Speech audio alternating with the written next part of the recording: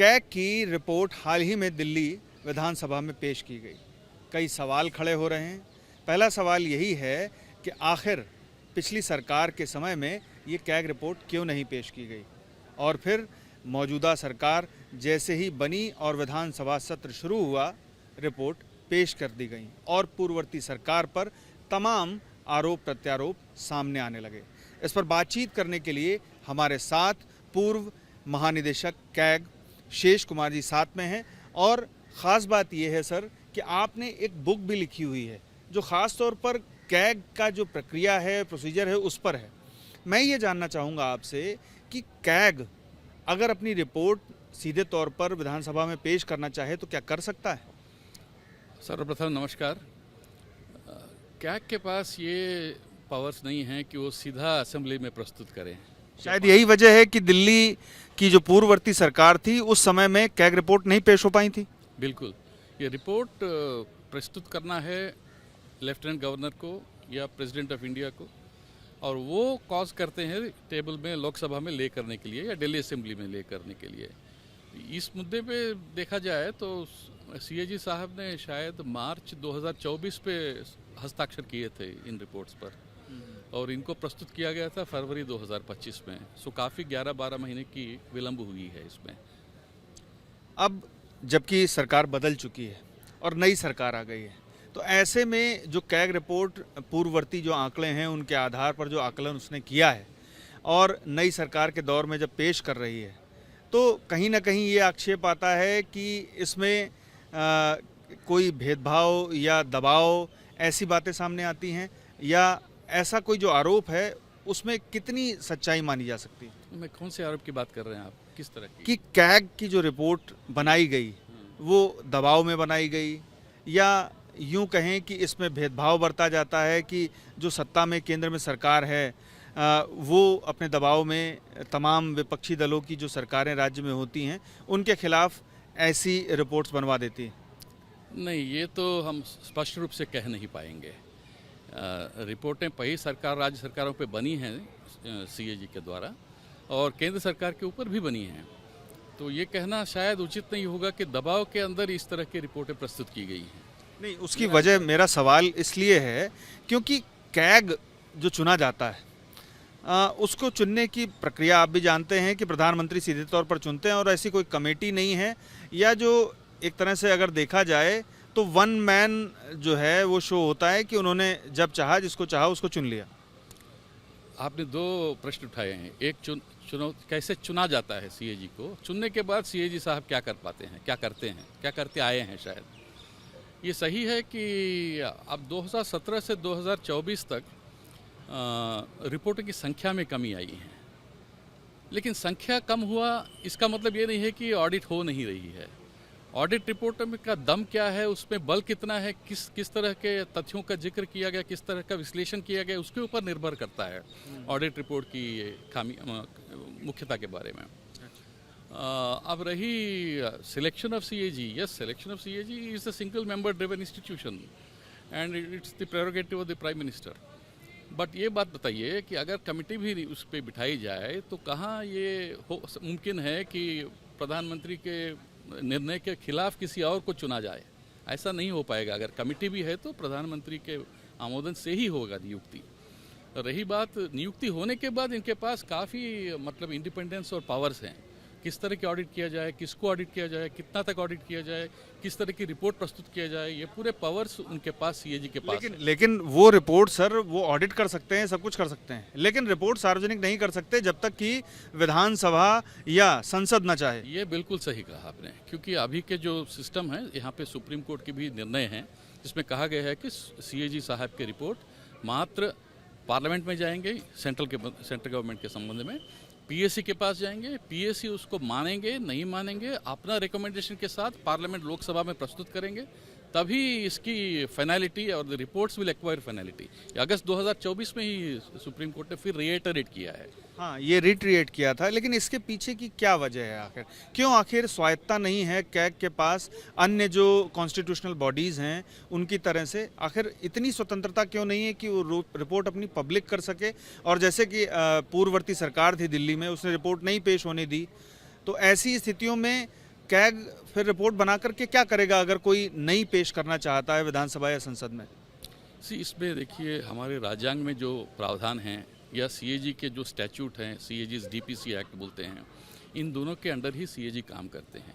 अगर वहाँ का प्रावधान इस तरह से स्पष्ट नहीं किया गया और इसके ऊपर सुप्रीम कोर्ट जैसी संस्था हमें बताती है कि भाई सीएजी की रिपोर्ट पीएसी में ही जाएगी, तो सीएजी क्या कर पाएगा? तो इसका हल यही रहेगा कि कुछ संशोधन किया जाए या कॉन्स्टिट्यूशन राज्यांग में किया जाए या स्टैट्यूट में किया जाए और इस तरह की पावर दी जाए सीएजी को कि कुछ वक्त से 6 महीने, 3 महीने, 1 साल तक अगर इनकी रिपोर्ट प्रस्तुत नहीं की गई हो असेंबली में या पार्लियामेंट में, तो ये खुद पब्लिक कर सकें। इस तरह की पावर से इनको एम्पावर करना पड़ेगा, अपने आप नहीं कर पाएंगे। सर, एक बहुत अहम सवाल ये बनता है कि 2G की रिपोर्ट जब सामने आई और उसमें एक आकलन किया गया कि काफ़ी नुकसान हुआ है नीति की वजह से, और उसके बाद केस भी चला, सुप्रीम कोर्ट में भी मैटर रहा, लेकिन ये महज एक आकलन होता है कि ऐसी नीति बनी जिसकी वजह से इतना नुकसान हो गया।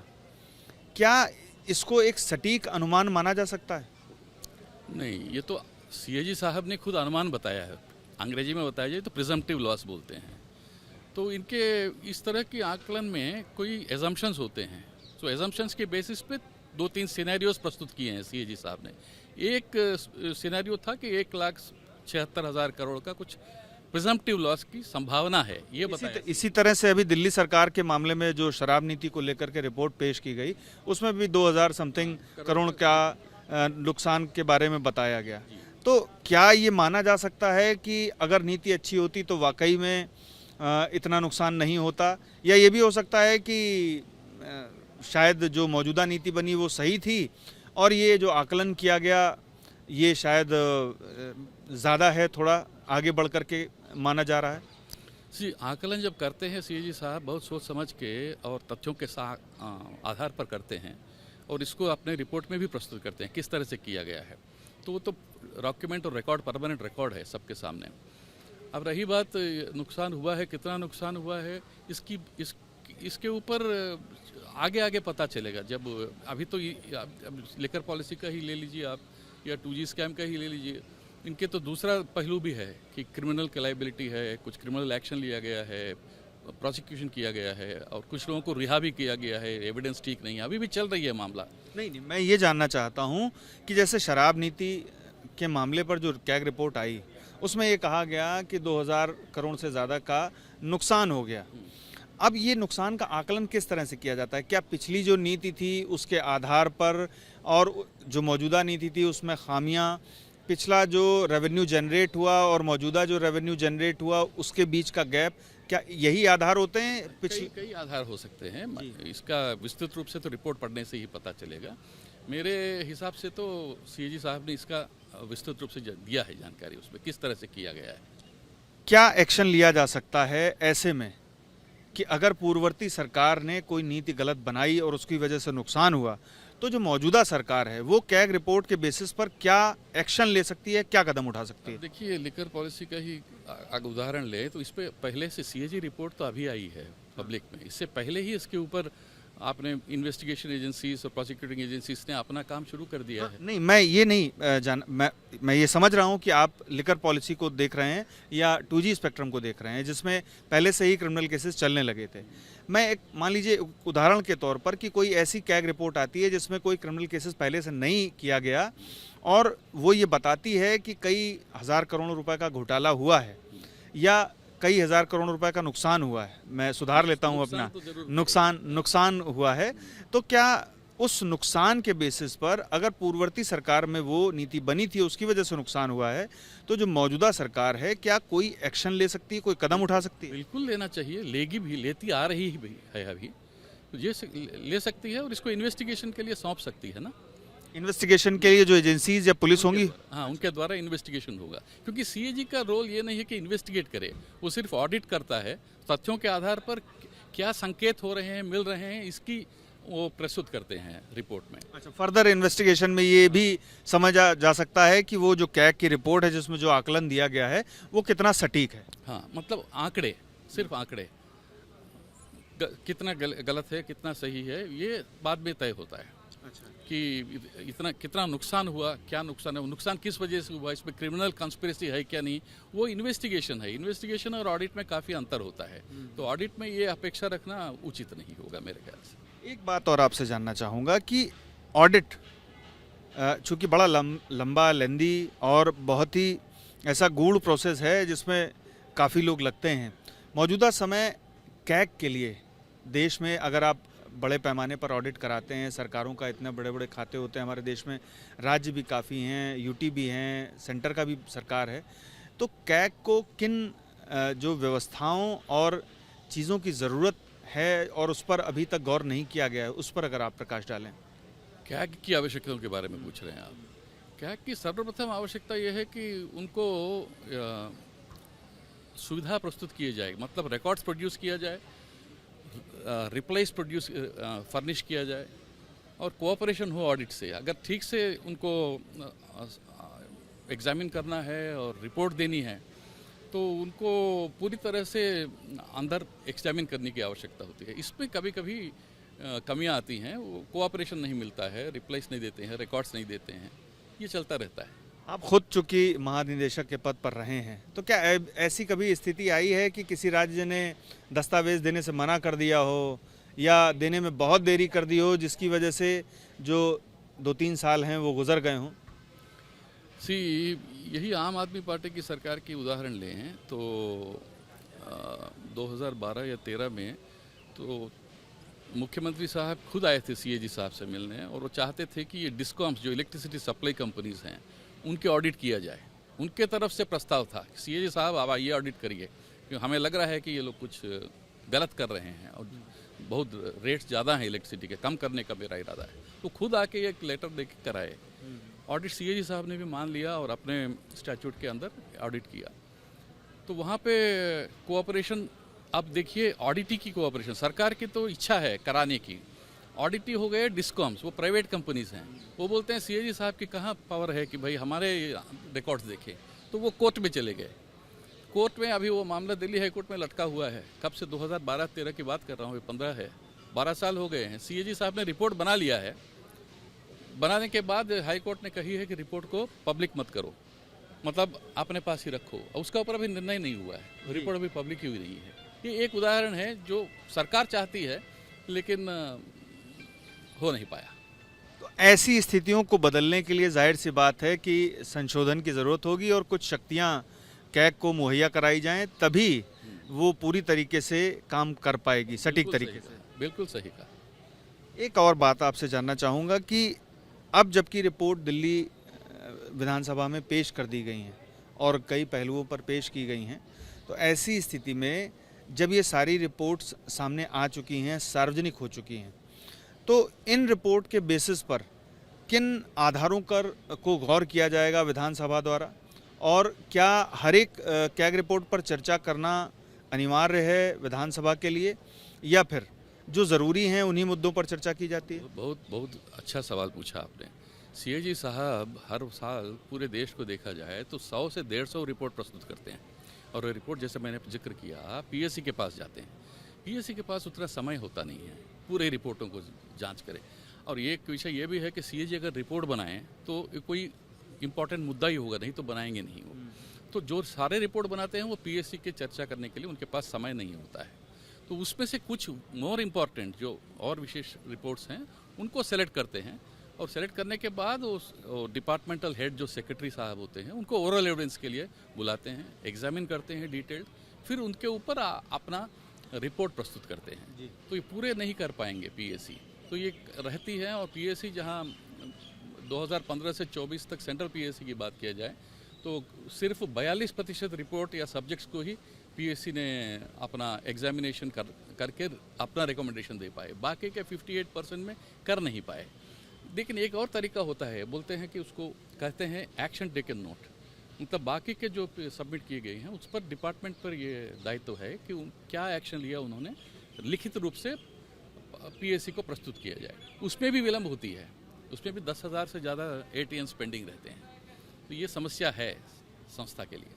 अच्छा, कैग क्या अपनी रिपोर्ट में सिफारिशें भी करती है, और उन सिफारिशों को विभाग, अगर मान लीजिए कि विधानसभा या संसद कह देती है कि विभाग इनको लागू करे, तो वो फिर अनिवार्यता हो जाती है उन सिफारिशों को लागू करना? सीएजी के रिकमेंडेशंस, कई रिकमेंडेशन ऐसे होते हैं जो जो ऑडिटेड यूनिट एंटिटी है वो मान लेती हैं, वो कर देती हैं।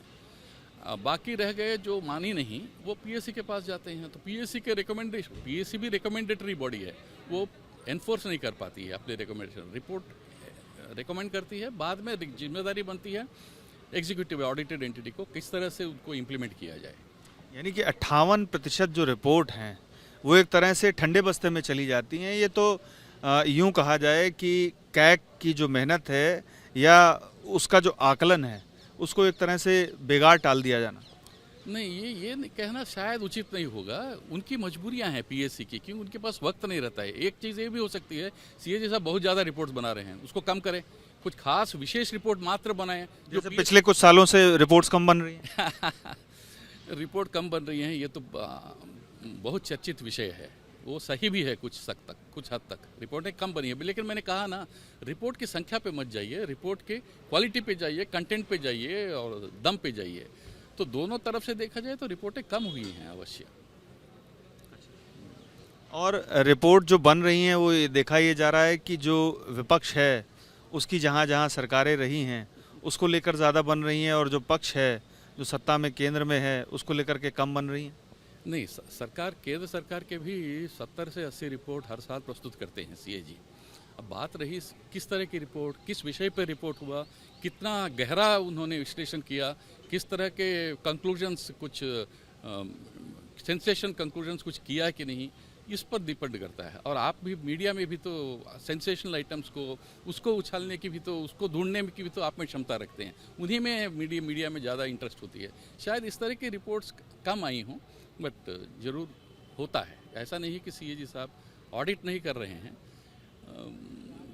ये एक इस पे डीप चर्चा, मतलब विश्लेषण करने की आवश्यकता है। नहीं, कई मौक़ों पर जो कैग की रिपोर्ट है वो बहुत विवादों में रही है, और कई बार ये देखा गया है कि जो आकलन था, यानी कि अगर ये जो जताया गया कि इतने करोड़ का नुकसान, बाद में अदालत ने कह दिया कि नहीं, ये तो संभावना ही नहीं बनती है, तो महज एक आंकड़ा है और ये रख दिया गया।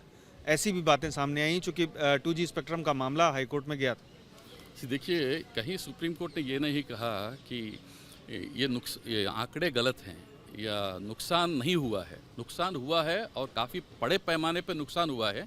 इसी को नज़र में रखते हुए 122 एलोकेशंस जो 2G स्पेक्ट्रम के हैं और 212 जो कोल ब्लॉक एलोकेशंस हैं, दोनों को रद्द कर दिया सुप्रीम कोर्ट ने। ये अलग बात है कि भाई कितना नुकसान हुआ, सीबीआई आ गई इसमें, उन्होंने कुछ फिगर लिया, सीएजी साहब ने 3-4 सिनेरियोज दिए, कितना नुकसान हुआ ये एक विषय है जो चर्चा का विषय है।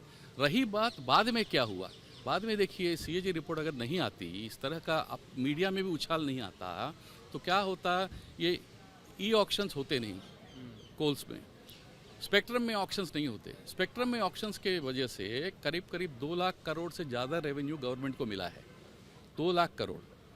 और कोल ब्लॉक में ई ऑक्शंस के द्वारा भी करीब ऐसे ही 1,50,000-1,60,000 के करीब revenues in the next 30 years till the life of the coal blocks which are auctioned now, उसके द्वारा भी मिलने की संभावना है। तो पैसे काफ़ी मिल रहे हैं सरकार को नुकसान अवश्य हुआ है। बात अलग है कि भाई उस समय पर 2010 में या 2012 में सीएजी साहब ने किया, वो वाकई उस टाइप पे सही था कि नहीं था, उतना करना चाहिए था, नहीं करना चाहिए था, ये चर्चा का विषय है। एक अंतिम सवाल जो मैं आपकी राय जानना चाहूँगा कि अभी जो मौजूदा समय है उसमें कैग की रिपोर्ट सार्वजनिक खुद कैग नहीं कर सकता, तो आपकी क्या राय है? कैग की रिपोर्ट स्वतः सार्वजनिक होनी चाहिए? एक सेवानिवृत्त सीएजी के अधिकारी के तौर पे तो मेरी तो राय यही रहेगी कि होनी चाहिए।